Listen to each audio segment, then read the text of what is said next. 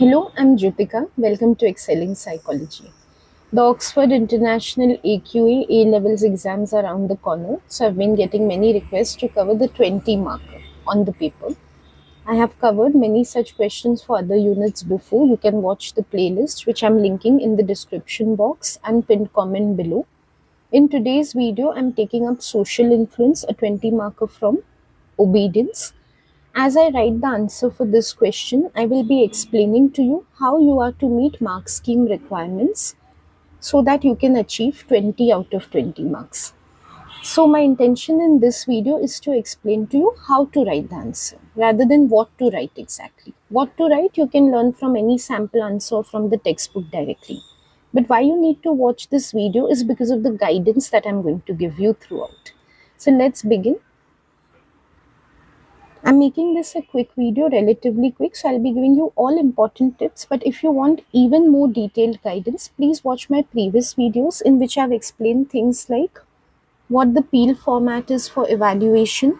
I have explained with showing you the mark scheme, how you're to meet the requirements, what every term in mark scheme requirements means. So you can watch that in some of my previous videos. Okay, let's read the question carefully first. This is from the January 2021 Unit 1 paper. Discuss Milgram's research into situational variables affecting obedience. First thing, you need to cover situational variables, variations of the original study done by Milgram, not the original study itself. So keep that in mind. Now, before writing the answer, I like to make a structure of the answer. That helps me to avoid any unnecessary cancellations or going back and forth that I have to do while writing. Normally, they do give a space also to plan out the answer. I don't know, in this paper they have missed it. So anyways, mentally also we can prepare a structure. We don't need to really write it down. To demonstrate to you, I'm writing and showing.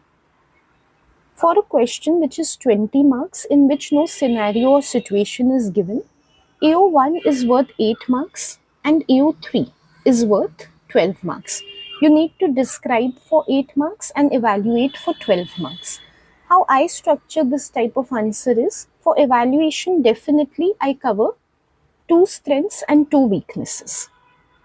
So I consider that each point of evaluation is worth 3 marks. So 3 into 4 justifies 12 marks.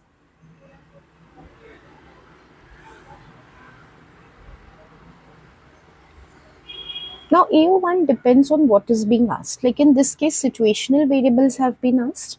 In the textbook, we have covered 6 to 7 situational variables at least, which Milgram has explored. But if I go to write 6 to 7 variables for 8 marks, I will not be able to cover any point in depth. I will just be able to touch upon briefly every point. That is not a good approach because the mark scheme requirement is to show knowledge, to show detailed understanding. If I'm just going to touch upon variables without explaining them, I'm not going to score well. So for 8 marks, I'm giving you a rule of thumb which you can follow. Cover 2 variables, cover 2 factors always for 8 marks. Because then you can write in details about each, so you can justify 4 marks for each point and you can really show your understanding and meet mark scheme requirements. So out of all the possible situational variables which we have learned, which I would like to cover are the location of the study and the proximity of the experimenter. Of course, you're free to cover any other also, such as proximity of the learner or what the experimenter was wearing, signs of authority, any of that. These are the two I would like to explain in detail. So whichever two you know best, you should cover those. Also, quick tip, don't leave it to the exam to decide which ones you want to cover. Prepare and keep. That's why preparing your essay outlines is very important. Because at the time of exam, thinking about, oh, I learned these many variables, now which two I'll be able to explain best, can take up a lot of your time. So make sure that you already know, so that in the exam quickly you can start talking about those variables. Coming to the strengths and weaknesses, I also like to think about which strengths and weaknesses I want to cover before I write the answer. For Milgram study, especially the variations, again, when I'm designing the evaluation, I need to keep in mind this is about the variations, not about the original study. So the strengths and weaknesses which I'm taking should be relevant to the variations. So one strength relevant to the variations is because they are replications of the original study. Standardization. All the variations have been made possible by the use of standardization. So my one strength will be on reliability. When I write the point, I'll explain to you further. Another strength I would like to give is in terms of application to everyday life. Usefulness of Milgram's research is very high. The situational research which has been done, I will specifically bring about practical usefulness of that.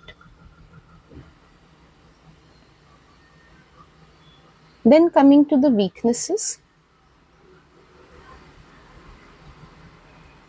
definitely in Milgram studies, what comes to mind is the weakness of ethics. But even before that, I would prioritize ecological validity. The lack of realism in the task makes them very difficult to generalize to everyday settings. And yes, ethics also. Now, within ethics, there is a possibility of taking depth versus breadth approach again. There are too many ethical violations in Milgram's variations. I would suggest again going for depth, picking up one or two of these, like say deception, psychological harm, and avoiding just naming that these are the guidelines which are broken. Take up one or two and explain thoroughly with examples how those have been broken. So this is my structure for the answer. Once I'm sure of this, I will start writing. And to not waste too much time in structuring the answer, I will reiterate, keep your essay outlines ready. The exam hall is not the place to think about what should I include in my structure, what should I leave out. Your structure should be ready. You just have to review it before writing the answer. Now coming to layout or organization, my preference is to cover entire AO1 in one paragraph and then take separate 4 paragraphs for 4 separate points of AO3. It's up to you. I prefer this approach. It's just a matter of preference. I will not be uploading this answer on my website unlike some of the previous answers which I've uploaded. So if you need it for future reference, you can take some screenshots. One situational variable affecting obedience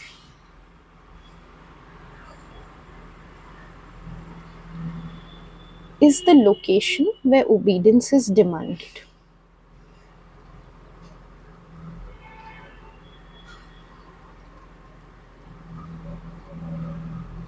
I wanted to see the use of signposting.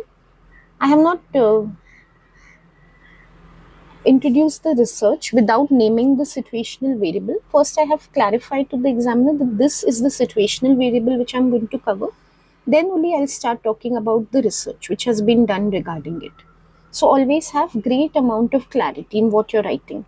Clarity, coherence, and focus is a very important mark scheme requirement. So clarity involves signposting your points. Now I'll talk about the research which Milgram has done in this area. In one of his variation studies,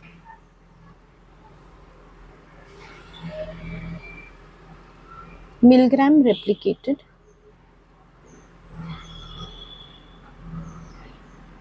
his original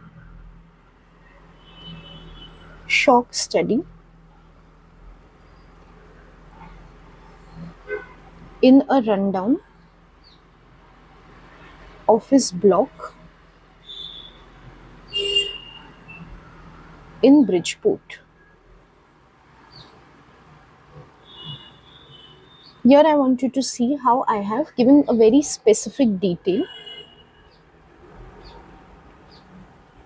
about how the location was manipulated. Some students will just write, it was not conducted in Yale University, but where it was conducted, they will not mention. If you have chosen to discuss some situational variable, you have to know thoroughly about it, full detail, then only select that. If you don't know exactly where the study was done, please pick up another situational variable. You cannot be vague. To get high marks, to come into the 16 to 20 mark band, you have to give very precise details. So make sure when you're preparing your essay outlines, you memorize such details. Yes, it does require some amount of memorization. As compared to the prestigious Yale University,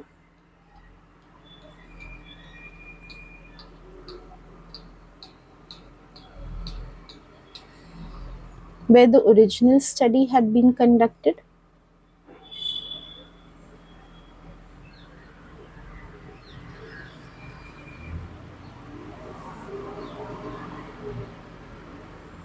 This place had no prestige associated with it.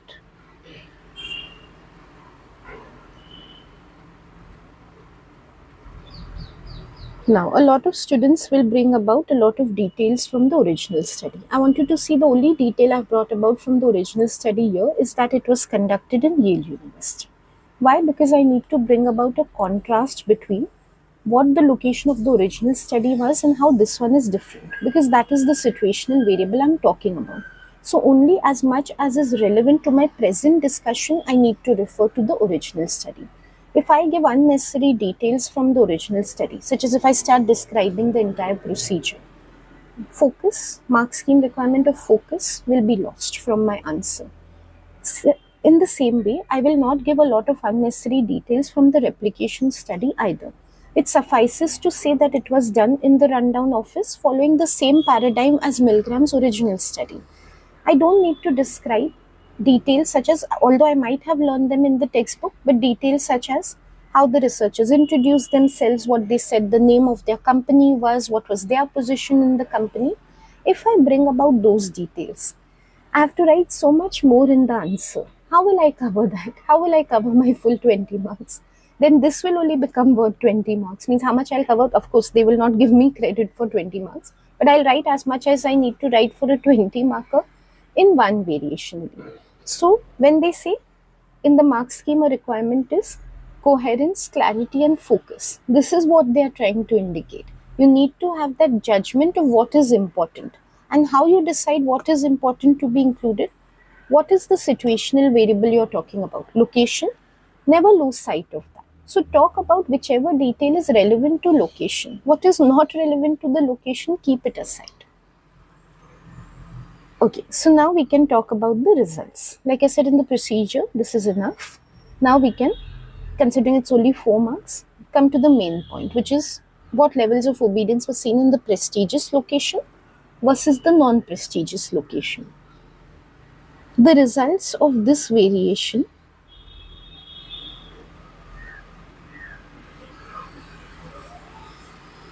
showed 47.5% obedience in all as compared to the 65% obedience observed in the original study.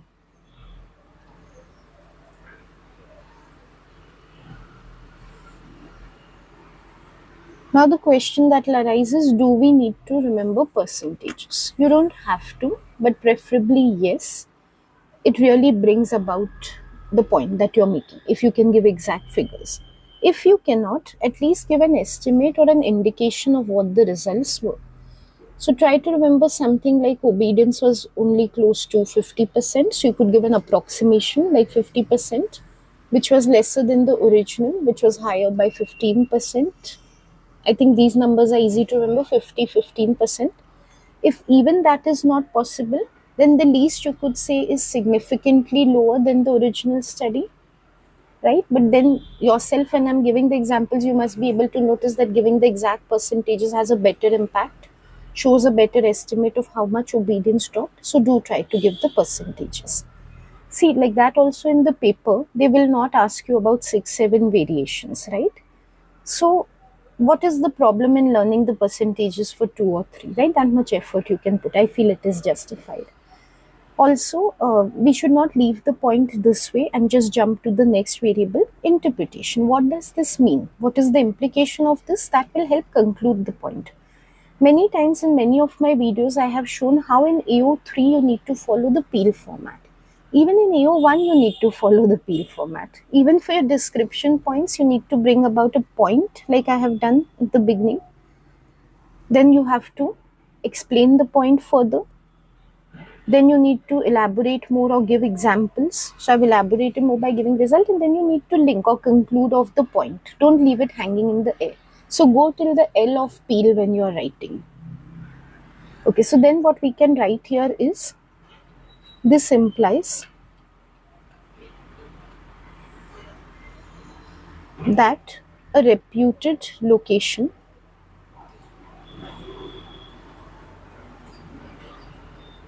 has a positive impact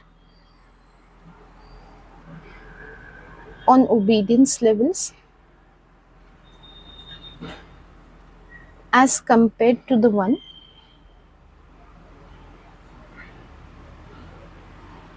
that is not as reputed. And what I mean by positive impact is not in terms of a value judgment, it's just that obedience is higher in a prestigious institute. That is all I'm trying to say. Now, to really show you where mark scheme requirements are being met, now that we have the point written out in front of us, I want to show you how I have met mark scheme requirements so that I can ensure being in the top band. As you practice like this with me, I hope you're writing down with me. I hope you're not just passively listening to this. And I hope you will write more answers like this and keep on practicing.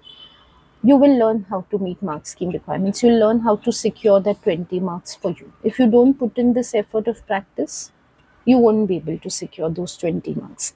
So write how I'm showing you, how I'm checking through this description point after writing that it's meeting mark scheme requirements. Do the same for your answers.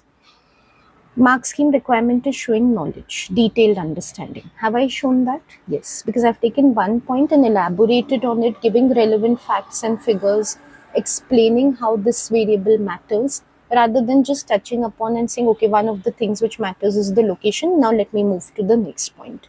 That has not been my approach.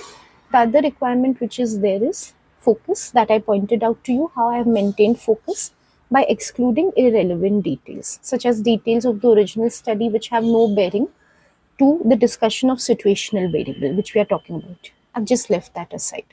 Clarity is there, yes, because I've written about the thing systematically, like where the study took place and where the results are in a logical flow. I have covered these things. So there is clarity, there is coherence. One more requirement is specialist terminology. When we write, it should look like a psychology student is writing. So we are not to use loose terms or casual conversational type of language. So you can see that in my answer, I have given terms such as obedience, prestige, reputation. It's not about using big words, or it's not about using, good English words. It's about using words which are relevant to the psychology, to the behavioral aspect that we are discussing over here.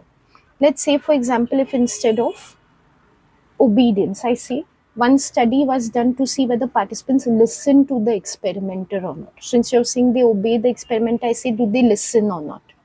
That's not psychological terminology. In your mind, you might be thinking of it that way to simplify things for yourself. But that's not how you write in the paper.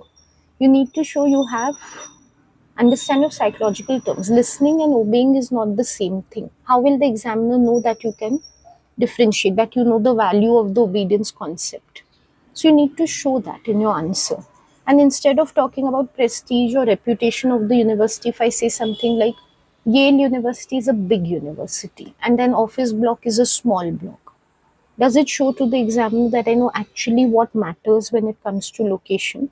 That people hold the place in high regard or not?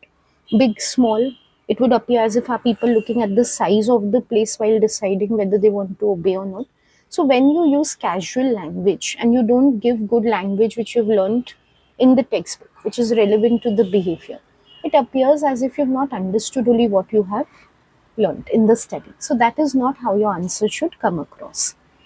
In the same structure that I have followed here, I will also write about the next situational variable. Like I told you, I like to give AO1 in one paragraph, but this is one place where you could break down to another paragraph if you wish.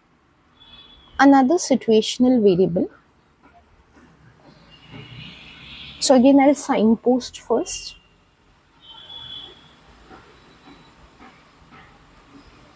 Is proximity of the authority figure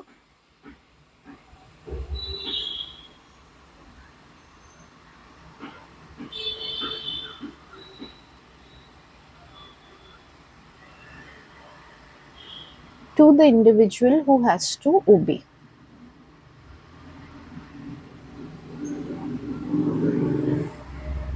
When you talk about proximity, many students will just say proximity. Now, it's very important to specify whose proximity you're talking about, because proximity of learner is also one factor. So don't be vague or ambiguous in what you're saying. Mention proximity of authority figure. Then we can talk about the variation relevant to this. In another variation of his study,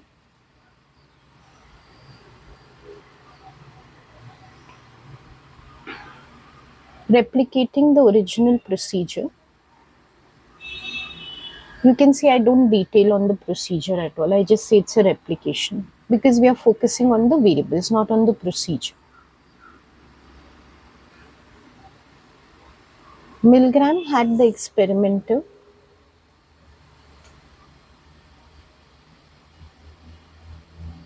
give orders to participants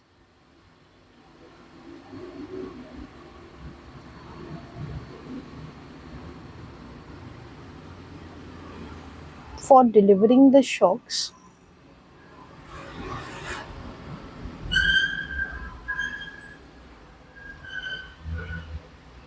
over the telephone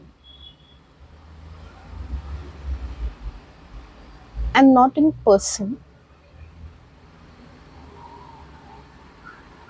which was the case in the original study.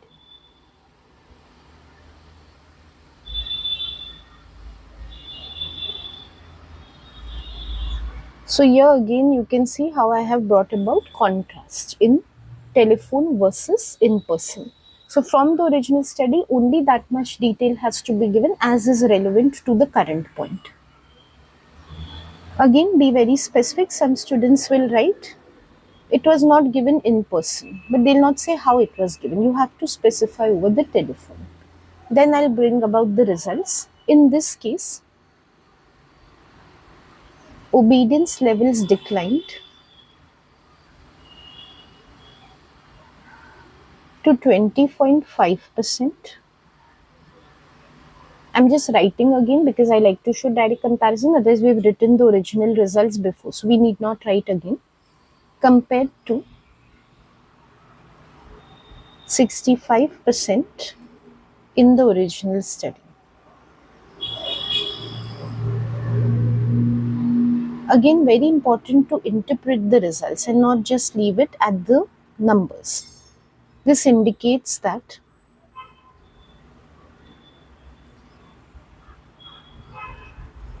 the greater the proximity to the commanding figure,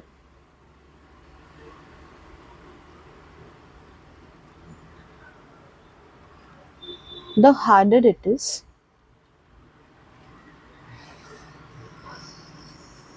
to resist obedience. Okay, so for the second point, you can see I have followed the same exact structure as I have for the first point. Naming the variable, showing the contrast of how it was implemented versus the original study, showing the result versus that of the original study, and finally bringing about the implication, what the results suggest. Still, a lot of students will say that we don't know how to structure the answer. Even after looking at this example and taking guidance for this, we don't know. There's only one solution. If you're going to be rigid about not implementing that, it's going to be difficult for you. You have to practice. There is no other possibility. You have to only practice writing your answers. Then only you will learn how to structure your answers. So actually writing down is very important. There's no alternative to that. Now we will move towards AO3, evaluation.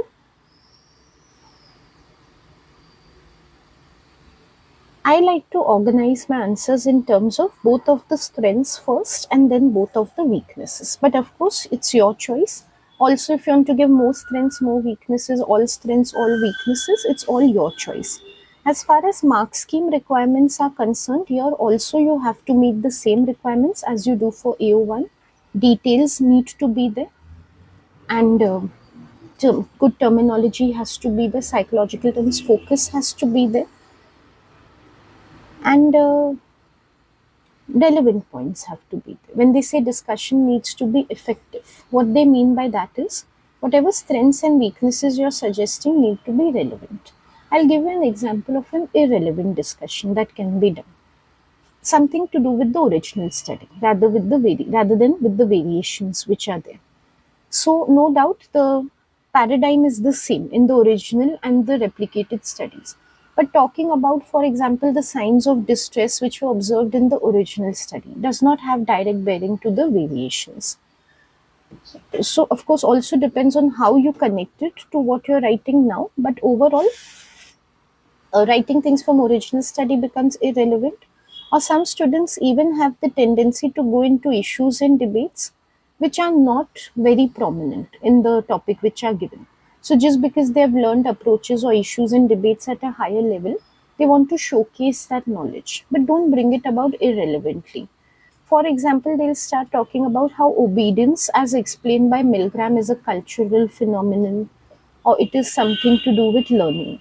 I'm not saying that these points are invalid, but bringing about nature versus nurture debate in a question that is asking about strictly Milgram's research, don't you think it would be much more relevant to talk about strengths and weaknesses of the research itself rather than the larger theory which has been proposed by Milgram? So try to be focused and keep the discussion effective. Effective meaning relevant. Let's begin with the strength. The Peel format started with signposting. One strength of Milgram's research into situational variables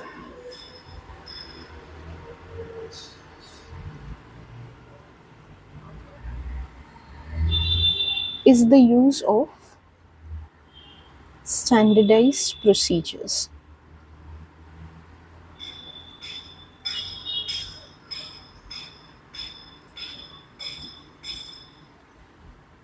Now we have to make points concrete, explicit. We cannot keep it generic by saying it was standardized, so it was replicated. Okay, let's move on to the next point. What was standardized? Why are we saying it is standardized? So, what if it is standardized? What's the strength of that? Discuss. Like, calm down and discuss that before running away to the next point. So, take an elaborative approach. You've given a thing, standardized procedure, explain the how and why of that, or in the Peel format, how we say, elaborate on it, explain why it is a strength, conclude it off nicely, then move towards the next point. So, the use of standardized procedures in every replication of the original study,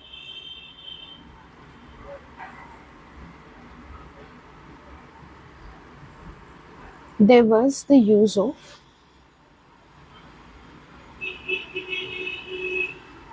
the same paradigm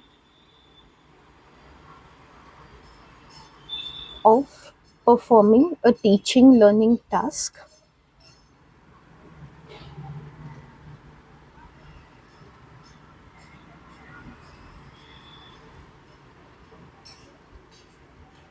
administering shocks to the learner as punishment,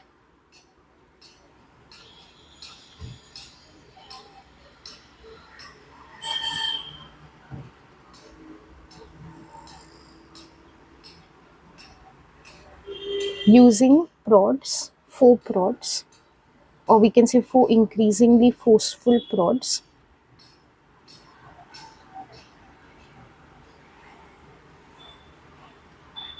to demand obedience.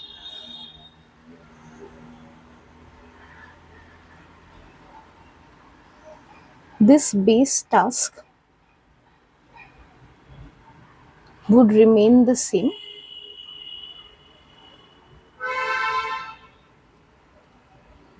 and only a situational variable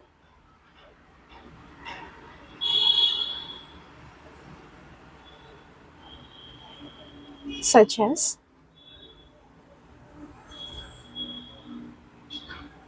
proximity of the experimenter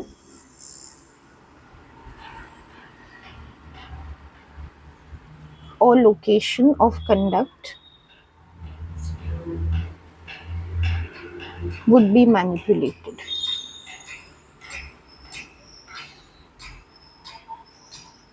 I'll just finish off this point and I'll explain to you how I have covered it. This gave consistency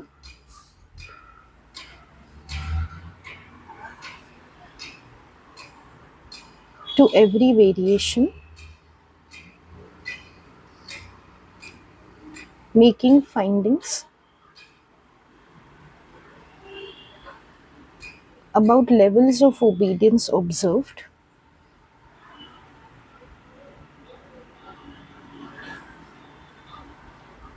highly reliable.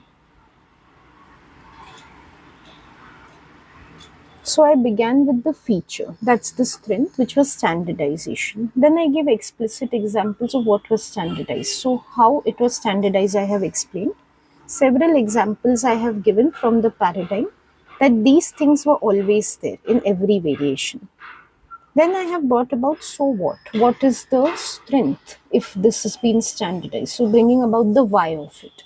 The why is because only one variable would be manipulated and the rest of the procedure would remain the same, giving consistency to the levels of obedience which is found. And of course, then linking off or concluding the point by bringing about exactly what is the strength of this reliability. We know that the results are very reliable. This is what we mean by covering a point in detail, by really elaborating on the point. This is what we mean by taking a depth approach rather than a breadth approach. And in terms of mark scheme requirements, I'll just show you for one point and then the same thing will follow for all the remaining points. In terms of mark scheme requirements, you can see, yes, there is detail because I've given explicit examples. Knowledge is there, my understanding is being seen when I say this is what gives consistency. It's not a fragmented answer that I'm saying this is standardized and so there is reliability. How this is bringing about reliability is what I have explained. So my knowledge is there. It is focused. It is relevant to the situational variables only. It's not something about the larger theory or the original study which was conducted. Directly, I'm talking about the situational research which has been done. So here you can see all the mark scheme requirements are being met in this point. I'll use the same structure, just makes it easy for writing the rest of the points, and in the same way you will be able to see all the mark scheme requirements being met. Another strength I would like to take, as I had included in my structure, is application to everyday life. So another strength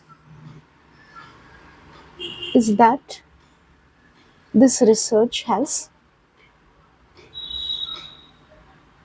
excellent practical usefulness for interventions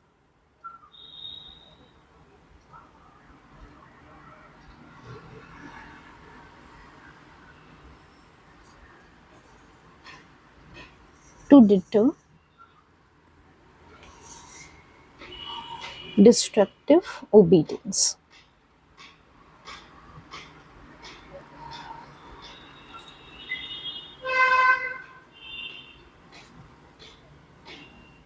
Now to give how can it deter destructive obedience? For example, if prestige of a situation of a location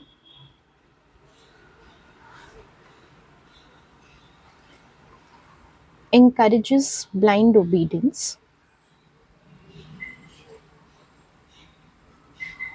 measures can be taken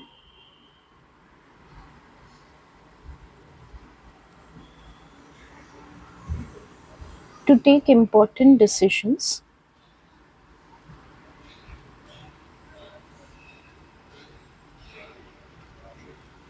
in more casual environments.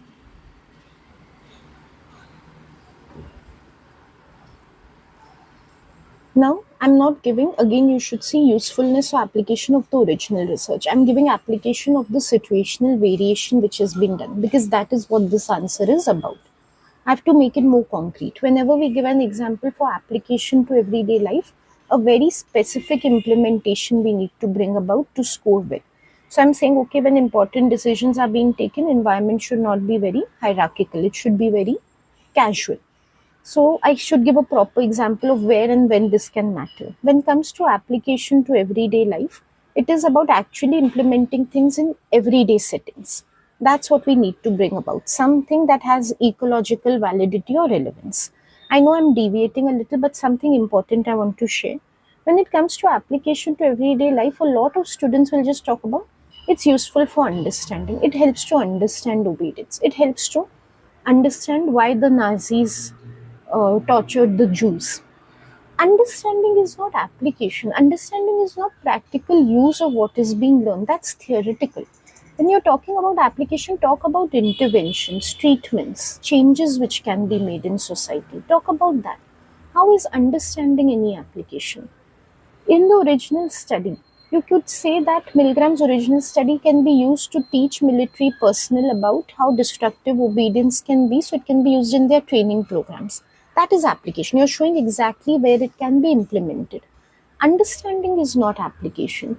Understanding, when you say, it seems a repetition of the description which you've given in AO1. So just avoid doing that.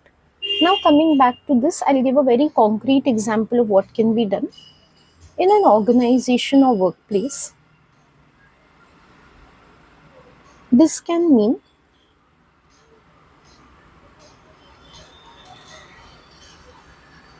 holding meetings with teams or meetings between leaders and their teams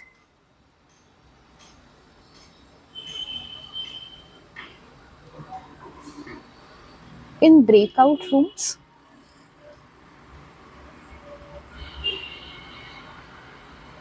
rather than in hierarchically organized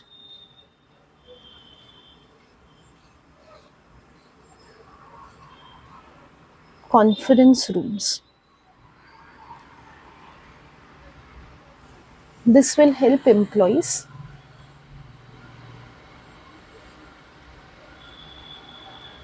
resist obedience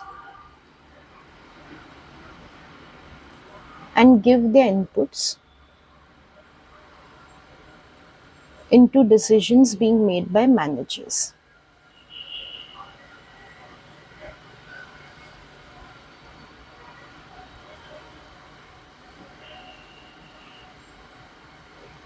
Improving application to everyday life.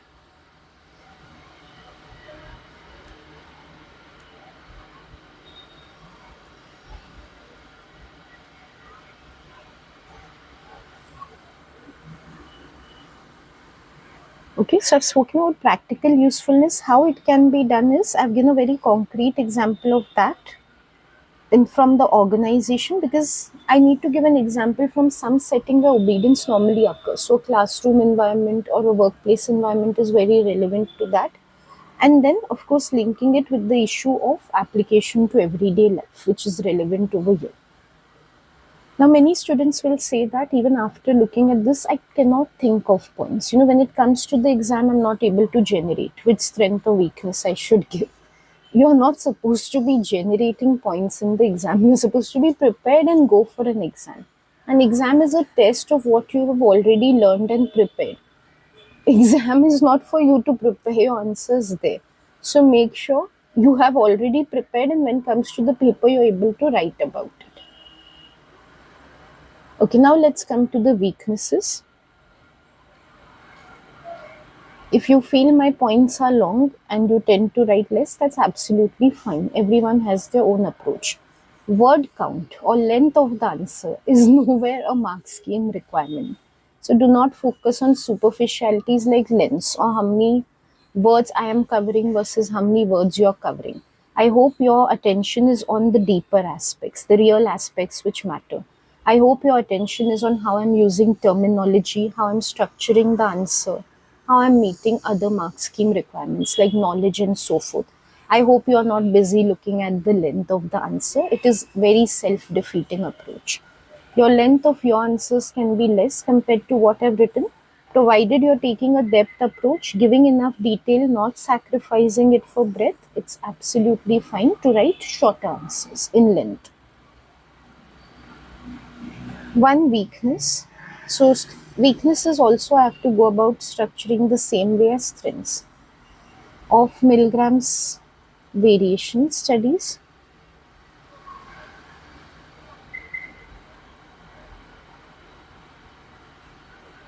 is lack of mundane realism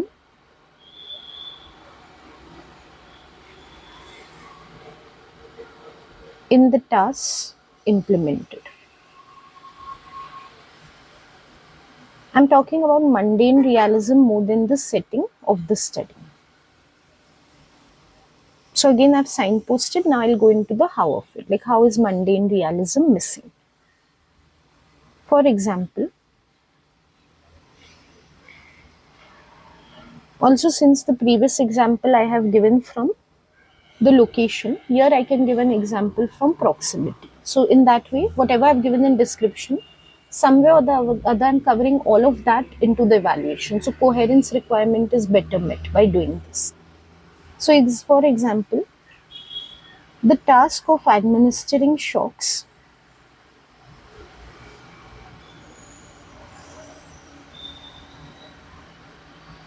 as punishment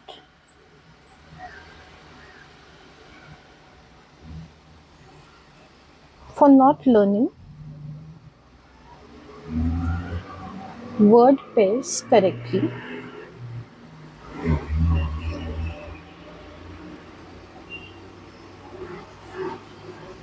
is not what is done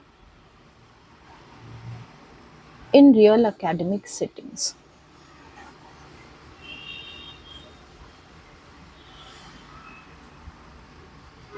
To add to this,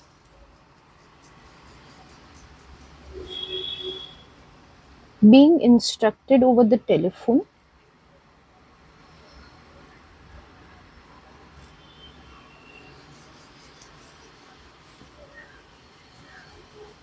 to give shocks to a learner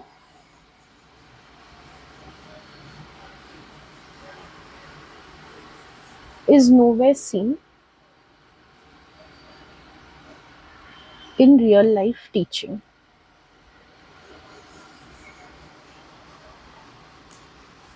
Elements like these, manipulated obedience in a very unrealistic manner,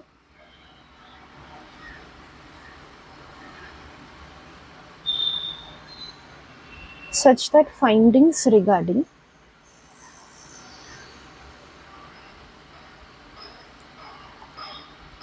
levels of obedience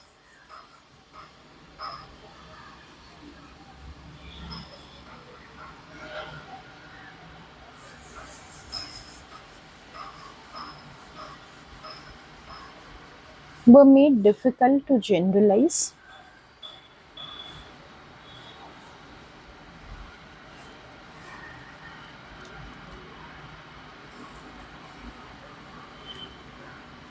to real world academic or other contexts. This reduced ecological validity of the findings.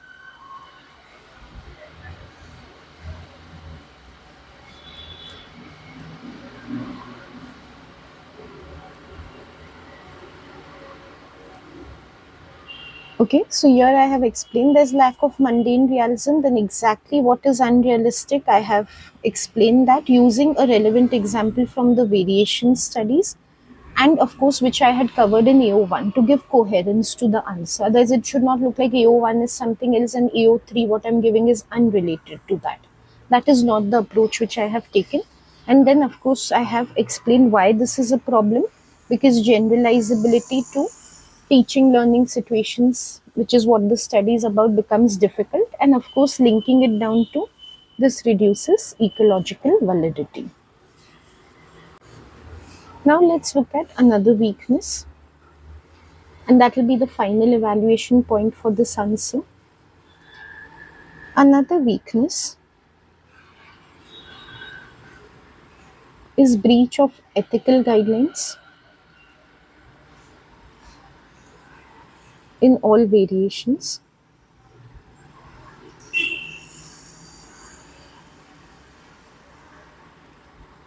One prominent guideline violated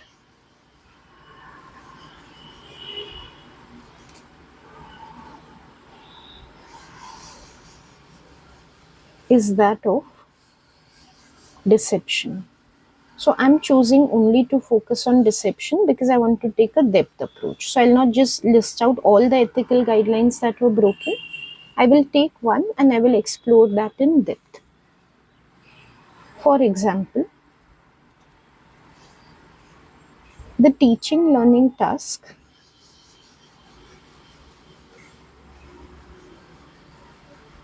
in all studies was made up to make the learner believe, make the teacher, that is the participant, believe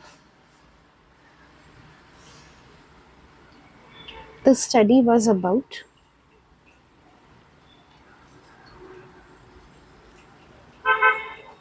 effects of punishment on learning,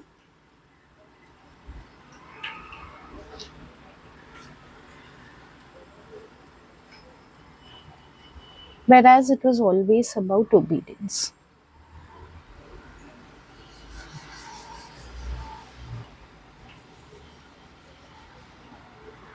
Every variation also had its own deception,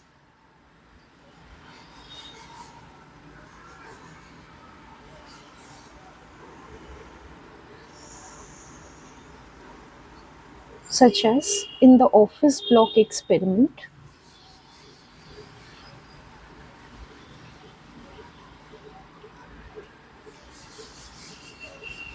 participants were made to believe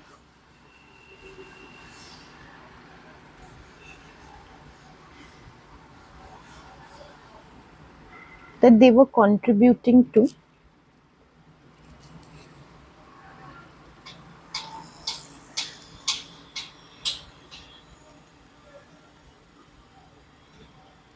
research on learning by a private firm.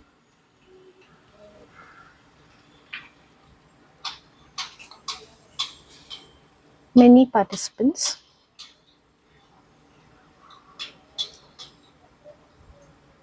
could have felt cheated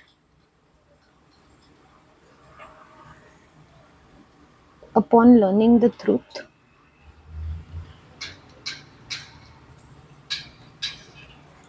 of the experiments, making them less likely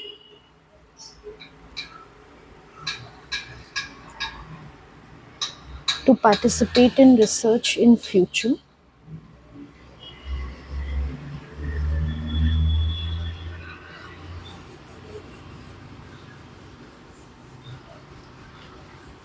making it difficult to acquire participants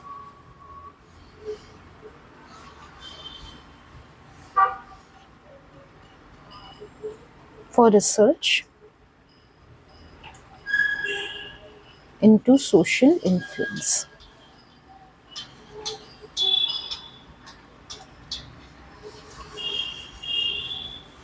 So in this point, I have just focused on deception, why it has been a problem. I've brought about examples such as it is never about teaching learning, such that it is further compounded in all variations. Some new element of deception is added. You have given the office block example, again to maintain coherence with what I have written in AO1. And then finally linking it as to why it is a problem. Many students, when it comes to deception or psychological harm, they are not able to conclude with exactly what is the problem if that guideline is violated. You need to make a comment on that as well. So with this, I have completed the 20 marker answer. Might look lengthy, but once you're prepared for it, it goes really fast. Of course, you need writing speed, which also comes with practicing enough. And mostly when you slow down is when you haven't prepared. You have to think a lot, and that is what slows you down. If you're well prepared, you won't find yourself slowing down while writing. Of course, your hand could get tired. So for that also keep on doing actual handwriting practice so that you're able to move your hand fast.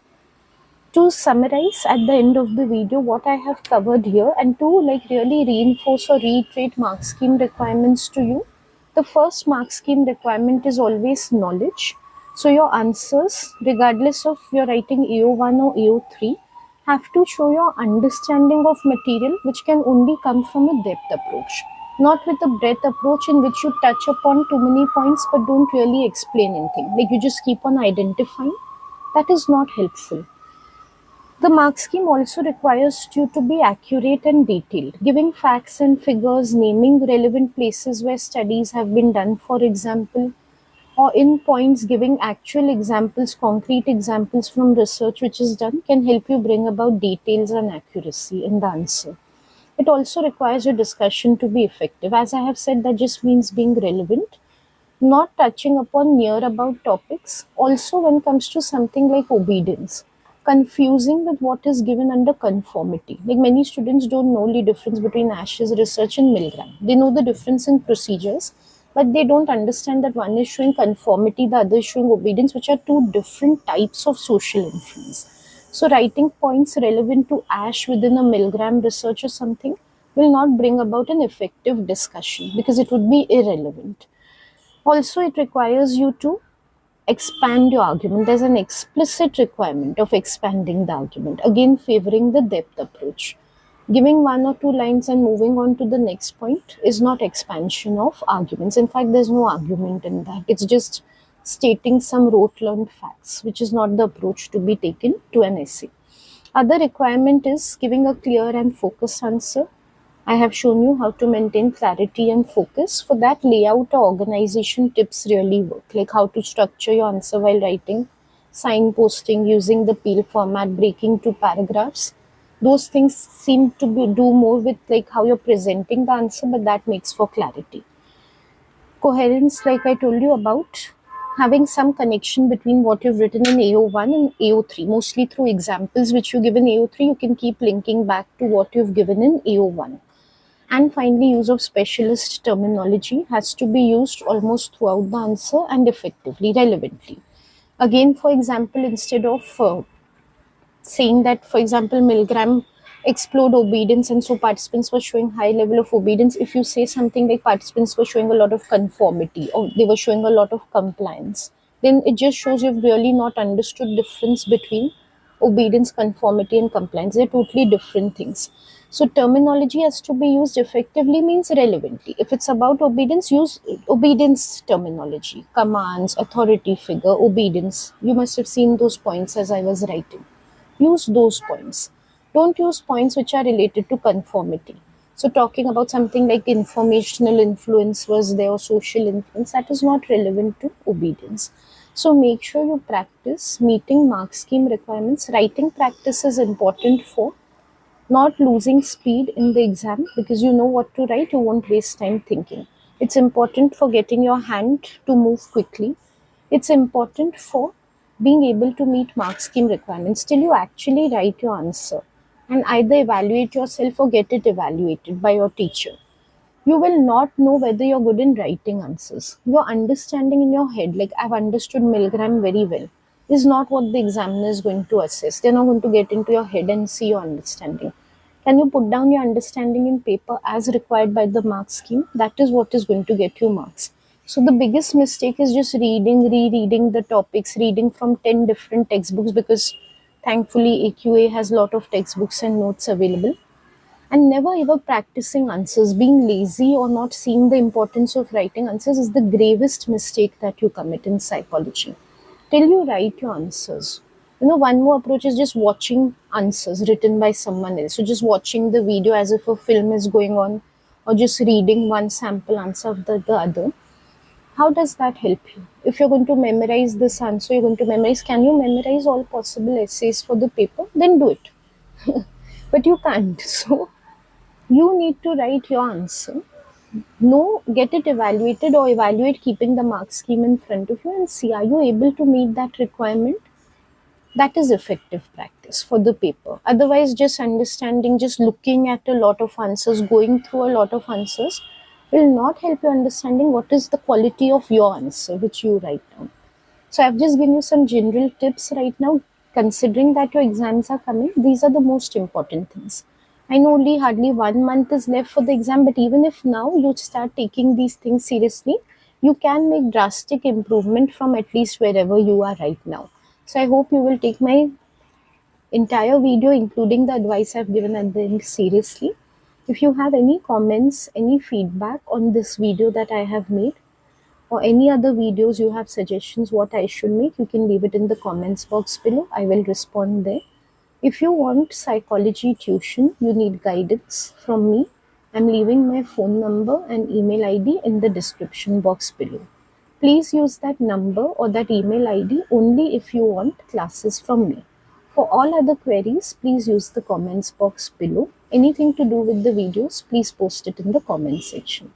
Thank you for watching, and I'll meet you soon with another video. Goodbye.